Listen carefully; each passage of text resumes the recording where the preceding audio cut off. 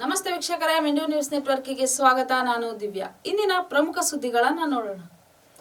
5, 8 ಹಾಗೂ 9ನೇ ಕ್ಲಾಸ್ ಮಕ್ಕಳ ಪರಿಸ್ಥಿತಿ ಅತಂತ್ರವಾಗ್ತಾ ಇದೆ. ಕಾರಣ ರಿಸಲ್ಟ್. ಈ ಸುಪ್ರೀಂ ಕೋರ್ಟು 5 ಹಾಗೂ 8 ಮತ್ತು 9ನೇ ತರಗತಿಯ ಮಕ್ಕಳ ರಿಸಲ್ಟ್ ಅನ್ನೋದನ್ನ ತಡೆ ಇತ್ತು. ಸರ್ಕಾರ ಹಾಗೂ ಖಾಸಗಿ ಶಾಲೆಗಳ ವಿಚಾರವಾಗಿ ಒಂದು ತಡೆಯಾಜ್ಞೆ ಇತ್ತು. ಈ ಒಂದು ರೀತಿ ರಿಸಲ್ಟ್ ಇನ್ನೂ ಬಂದಿಲ್ಲ. ಸೊ ಇದರಿಂದ ಮಕ್ಕಳು ಬೇರೆ ಯಾವುದೇ ಶಾಲೆಗೂ ಸಹ ಸೇರ್ಕೊಳ್ಳೋಕ್ಕೂ ಆಗದೆ ಒದ್ದಾಡ್ತಾ ಇದ್ದಾರೆ. ಈ ಒಂದು ಪರಿಸ್ಥಿತಿ ಉಂಟಾಗಿದೆ. ಇದಕ್ಕೆ ಈ ಸರ್ಕಾರ ಆಗಲಿ ಅಥವಾ ಖಾಸಗಿ ಶಾಲೆಗಳು ಎರಡೂ ಸಹ ಒಟ್ಟಾಗಿ ಕೂತು ಆದಷ್ಟು ಬೇಗ ಪರಿಸ್ಥಿತಿಗಳನ್ನು ಬಗೆಹರಿಸ್ಕೊಂಡು ಸುಪ್ರೀಂ ಕೋರ್ಟ್ ಈ ಒಂದು ತೀರ್ಮಾನ ಅತಿ ಹೆಚ್ಚು ಬೇಗ ಕೊಟ್ಟರೆ ಮಕ್ಕಳ ಭವಿಷ್ಯ ಚೆನ್ನಾಗಿರುತ್ತೆ. ಮುಂದೆ ಈ ಒಂದು 5 ಆದಮೇಲೆ 6ನೇ ಕ್ಲಾಸ್ ಅಥವಾ 9ನೇ ಕ್ಲಾಸ್ ಈ ಥರ ಮುಂದಿನ ತರಗತಿಗಳಿಗೆ ಮಕ್ಕಳು ಶಾಲೆಗೆ ಅಡ್ಮಿಷನ್ ಸಹ ಆಗೋಕ್ಕಾಗ್ತಾ ಇಲ್ಲ, ರಿಸಲ್ಟ್ ಇಲ್ಲದೆ ಇರುವ ಕಾರಣ. ಸೊ ಮಕ್ಕಳ ಜೊತೆ, ಮಕ್ಕಳ ಭವಿಷ್ಯದ ಜೊತೆ ಖಾಸಗಿ ಹಾಗೂ ಸರ್ಕಾರಿ ಶಾಲೆಗಳು ಅಥವಾ ಸರ್ಕಾರ ಚೆಲ್ಲಾಟ ಆಡ್ತಾ ಇದೆಯಾ? ಅತಿ ಹೆಚ್ಚು ಬೇಗ ಸುಪ್ರೀಂ ಕೋರ್ಟ್ ಈ ಒಂದು ತೀರ್ಮಾನ ತಗೊಂಡ್ರೆ ಈ ಒಂದು ವಿದ್ಯಾರ್ಥಿಗಳಿಗೆ ಆಗ್ತಿರುವಂತಹ ಸಮಸ್ಯೆಗಳನ್ನು ಮನವರಿಕೆ ಮಾಡಿಕೊಂಡು ಆದಷ್ಟು ಬೇಗ ಇದರ ಬಗ್ಗೆ ತೀರ್ಮಾನ ತಗೊಂಡಷ್ಟು ಮಕ್ಕಳ ಭವಿಷ್ಯ ಚೆನ್ನಾಗಿರುತ್ತೆ. ಮಕ್ಕಳ ಭವಿಷ್ಯದ ಬಗ್ಗೆ ಶಾಲಾ ಆಡಳಿತ ಹಾಗೂ ಸರ್ಕಾರಿಗಳು ಸಹ ಆದಷ್ಟು ಬೇಗ ಎಚ್ಚೆತ್ತುಕೊಂಡು ಸುಪ್ರೀಂ ಕೋರ್ಟನ್ನು ಮನವೊಲಿಸಿ ಇದಕ್ಕೊಂದು ಪರಿಹಾರ ಕಂಡುಕೊಂಡ್ರೆ ಮಕ್ಕಳ ಭವಿಷ್ಯ ಮುಂದೆ ಚೆನ್ನಾಗಿರುತ್ತೆ. ಅವರು ಸಹ ಯಾವುದೇ ರೀತಿಯ ಆತಂಕ ಇಲ್ಲದೆ ತಮ್ಮ ತಮ್ಮ ರಿಸಲ್ಟ್ಗಳಿಂದ ಮುಂದಿನ ತರಗತಿಗಳಿಗೆ ಅಡ್ಮಿಷನ್ ಆಗಬಹುದು. ಸೊ ಅವರಲ್ಲಿರುವಂತಹ ಆತಂಕ ಸಹ ಕಡಿಮೆ ಆಗುತ್ತೆ. ಪೋಷಕರಲ್ಲಿರುವಂತಹ ಆತಂಕ ಆಗಲಿ, ಮಕ್ಕಳಲ್ಲಿರುವಂತಹ ಆತಂಕ ಆಗಲಿ, ಸುಪ್ರೀಂ ಕೋರ್ಟ್ ಈ ಒಂದು ತಡೆಯಾಜ್ಞೆ ಆಗಿದೆ, ತೀರ್ಮಾನ ಇನ್ನೂ ತಗೊಂಡಿಲ್ಲ. ಆದಷ್ಟು ಬೇಗ ಈ ಒಂದು 2 ಸರ್ಕಾರ ಹಾಗೂ ಖಾಸಗಿ ಶಾಲೆಗಳ ತೀರ್ಮಾನ ಬೇಗ ಆದಷ್ಟು ಮಕ್ಕಳ ಭವಿಷ್ಯ ಚೆನ್ನಾಗಿರುತ್ತೆ. ಇನ್ನು ನೆಕ್ಸ್ಟ್ ನೋಡೋದಾದ್ರೆ 1ರಿಂದ ಬದಲಾಗಲಿದೆ ಪೊಲೀಸ್ ಕಾಯ್ದೆ. ಆಲ್ಮೋಸ್ಟ್ ಹತ್ಯೆ ಪ್ರಕರಣಗಳಾಗ್ಲಿ ಅಥವಾ ಕ್ರೈಮ್ ಆಗಲಿ ಎಲ್ಲ ಕಡೆ ಅತಿ ಹೆಚ್ಚು ನಡೀತಾ ಇದೆ ಈಗಿನ ದಿನ. ಪ್ರತಿ ದಿನ ಆದ್ರೂ ಸಹ ಮಿನಿಮಮ್ ಅಂದ್ರೂ 1-2 ಪ್ರಕರಣಗಳು ಈ ಥರ ನಡೀತಾನೇ ಇರುತ್ತೆ. ಈ ಒಂದು ಪ್ರಕರಣಗಳಲ್ಲಿ ಕಾನೂನು ಹಾಗೂ ಸರ್ಕಾರ ಯಾವುದೇ ರೀತಿಯ ಕಠಿಣ ಕ್ರಮಗಳು ತಗೊಳ್ತಾ ಇಲ್ಲ ಅನ್ನೋ ಒಂದು ಇತ್ತು ಜನರ ಅಭಿಪ್ರಾಯ. ಈ ಒಂದು ಹೇಳಿಕೆ ಪ್ರಕಾರ ಜುಲೈ 1ರಿಂದ ಹೊಸದಾಗಿ 3 ಕಾನೂನುಗಳು ಬರಲಿವೆ ಎಂದು ದಯಾನಂದ ಅವರು ತಿಳಿಸಿದ್ದಾರೆ. ಇನ್ನು ಯಾವ್ಯಾವ ರೀತಿ ಕಾನೂನು ಬರಬಹುದು ಅನ್ನೋ ಬಗ್ಗೆ ಯಾವುದೇ ರೀತಿಯ ಮಾಹಿತಿ ಕೂಡ ಇಲ್ಲ. ಬಟ್ ಈ ಒಂದು ಸಾರ್ವಜನಿಕರಿಗೆ ಜುಲೈ 1ರಿಂದ ಪೊಲೀಸ್ ಠಾಣೆಗೆ ಬಂದು ದೂರು ನೀಡ್ತಾರೆ. ಆ ಒಂದು ದೂರಿನ ನಂತರ FIR ನಲ್ಲಿ ಯಾವುದೇ ಕಾನೂನು ಇರುತ್ತೆ ಆ ಒಂದು ರೀತಿಯ ಕಾನೂನುಗಳ ಅನ್ವಯ ದೂರು ದಾಖಲಿಸಬೇಕಾಗುತ್ತದೆ. ಅಂದರೆ ಜುಲೈ 1ರಿಂದ ಯಾವ ಹೊಸ ಕಾನೂನು ಬರುತ್ತೆ ಆ ಒಂದು ಕಾನೂನು ಅನ್ವಯದಲ್ಲಿ ದೂರುಗಳಂದ್ರೆ ಕಂಪ್ಲೇಂಟ್ನ ಮಾಡಬೇಕಾಗುತ್ತೆ ಅನ್ನೋ ಮಾಹಿತಿ ಇದೆ. ಇನ್ನು ಹೀಗಾಗಿ ಪೊಲೀಸ್ ಅಧಿಕಾರಿಗಳು ಯಾವುದೇ ಕಾಯ್ದೆಯಡಿ ಪ್ರಕರಣ ದಾಖಲಿಸಬೇಕು ಅಂದ್ರೆ ಹೊಸದಾಗಿ ಕಾಯ್ದೆ ಮಾಡಿರ್ತಾರೆ ಆ ಒಂದು ಕಾಯ್ದೆ ಅಡಿಯಲ್ಲೇನೆ ಪ್ರಕರಣಗಳು ದಾಖಲಾಗಬೇಕು ಅನ್ನೋ ಒಂದು ಸ್ಟ್ರಿಕ್ಟ್ ಆಗಿ ಅವ್ರಿಗೆ ಅಧಿಕಾರಿಗಳಿಗೆ ಹೇಳಿದ್ದಾರೆ. ಇನ್ನು ನೆಕ್ಸ್ಟ್ ನಗರದಲ್ಲಿ ಗೂಂಡಾಗಿರಿ ಮುಟ್ಟು ಹಾಕಲು ಸಹ ಕೊಟ್ಟಿದ್ದಾರೆ.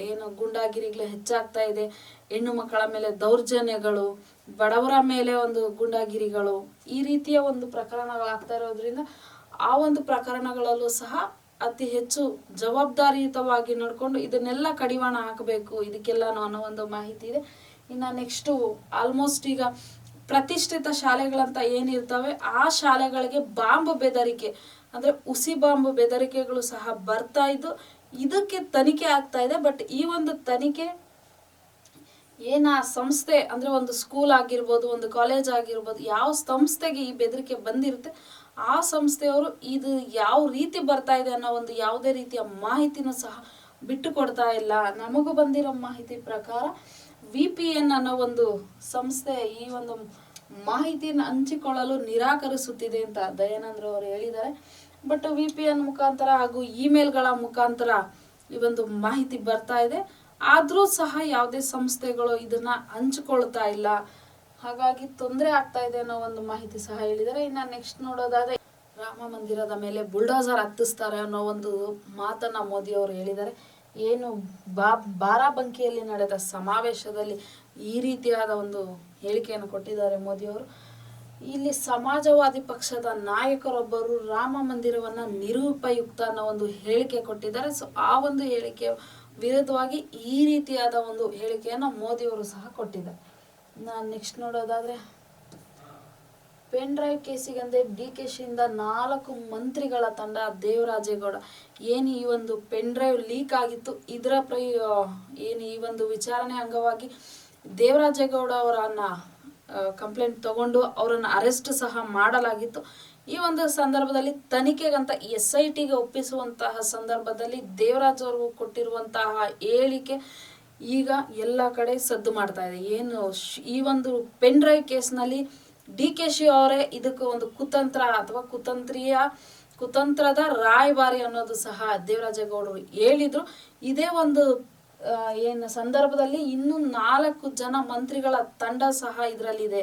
ಈ ಒಂದು ಪೆನ್ ಡ್ರೈವ್ ಕೇಸಲ್ಲಿ ದೇವೇಗೌಡರ ಕುಟುಂಬ ಅಥವಾ JDS ಪಕ್ಷವನ್ನ ಮುಟ್ಟುಗೋಲು ಹಾಕೋದಾಗ್ಲಿ ಅಥವಾ ಅಂದ್ರೆ ಆ ಪಕ್ಷವನ್ನ ಹೆಸರು ಇಲ್ದಂಗೆ ಅಳಿಸಿ ಹಾಕುವಂತ ಕುತಂತ್ರ ಆಗಿರಬಹುದು, ಅಥವಾ ಆ ಪಕ್ಷ ಅಂದ್ರೆ JDS ಪಕ್ಷಕ್ಕೆ ದೇವೇಗೌಡರ ಕುಟುಂಬಕ್ಕೆ ಮಸಿ ಬಳಿಯುವಂತಹ ಕೆಲಸ, ಅಥವಾ ಮೋದಿ ಅವರ ಹೆಸರನ್ನ ಅಂದ್ರೆ ಪ್ರಧಾನ ಮಂತ್ರಿ ಅವರು ಏನಿದ್ದಾರೆ ಅವ್ರ ಹೆಸರಿಗೂ ಸಹ ಮಸಿ ಬಳಿಯಬೇಕು ಅನ್ನೋ ಒಂದು ಯೋಚನೆಯಿಂದ ಈ ರೀತಿಯ ಕೆಲಸ ಮಾಡಿದ್ದಾರೆ DKಶಿ ಅವರು.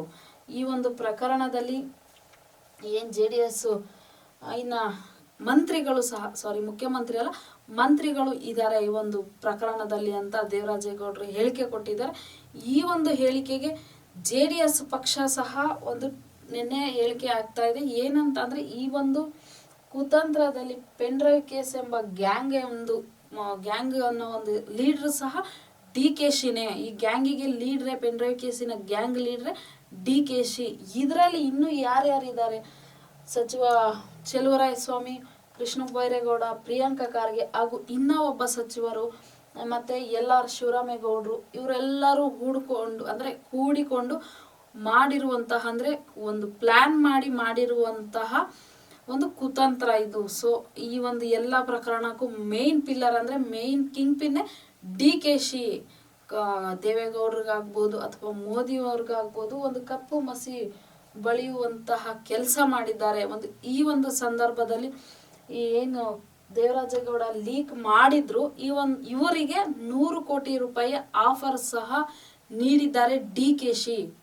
ನೆಕ್ಸ್ಟ್ ನೋಡೋದಾದ್ರೆ ರೈಲಿನಲ್ಲಿ ಚಾಕು ಚುಚ್ಚಲು ಯತ್ನಿಸಿ ಅರೆಸ್ಟ್ ಆದಂತಹ ಅಂಜಲಿ ಮೊನ್ನೆಯಷ್ಟೇ ಏನು ಹುಬ್ಬಳ್ಳಿಯಲ್ಲಿ ನಡೆದಿತ್ತು, ಅಂಜಲಿ ಅಂತಕ ಎಸ್ಕೇಪ್ ಆಗಿದೆ. ಅವನು ಗಿರೀಶ್ ಅನ್ನೋ ಒಂದು ಗಿರಿಯಾಸ್ ಅಲಿಯಾಸ್ ವಿಶ್ವ.